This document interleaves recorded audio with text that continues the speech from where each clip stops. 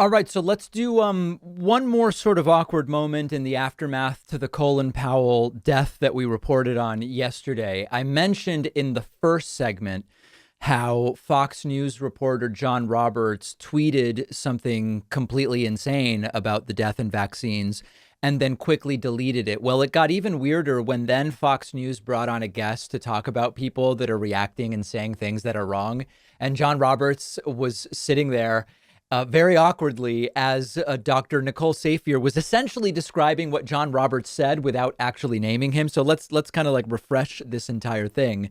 John Roberts tweeted yesterday after the death of Colin Powell was announced, the fact that Colin Powell died from a breakthrough COVID infection raises new concerns about how effective vaccines are long term. Now, that's not true. We knew that immunocompromised people like Colin Powell would mount less on average of an immune response. We know that the older you are, and Colin Powell was 84, the more likely you are to die from COVID. Obviously, that goes down with being vaccinated, but vaccinated populations, the older you are, the more likely you are to die from COVID, and unvaccinated as well. It's sort of a distribution that is like that. So John Roberts quickly deleted this tweet. So then Fox News brings on Dr. Nicole Saphier, and John Roberts is on screen. And Nicole Saphier says, this doesn't mean the vaccines don't work. This stuff has to stop. A lot of people are spreading nonsense. And John Roberts looking very uncomfortable because she doesn't name him, but he had just gotten done tweeting this nonsense and then deleting it. Something that you want to get out there in the wake of Colin Powell's death that you want people to know, because obviously there's a lot of information to take in on this. Final thought from you.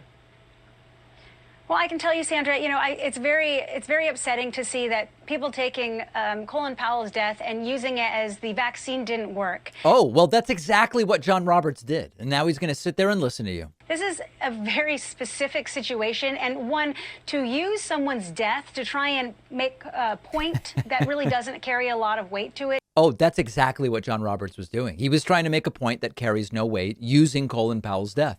Is very frustrating. But I can tell you that this was a very specific situation. You had an elderly gentleman. I know that people don't like that word, but at the age of 84, he was already vulnerable for COVID-19. And then you add a cancer of the blood, and he is the most vulnerable when it comes to COVID-19.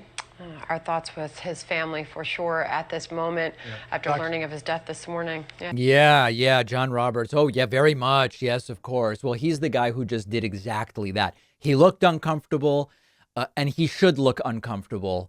And it is an instructive lesson in, if we already know that while the vaccine reduces your risk of hospitalization and death dramatically, it is not 100%.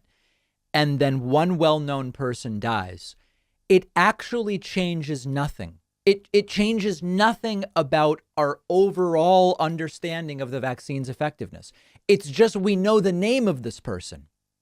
It's a well-known person. That's what it changes. And these, I don't know if they're opportunists.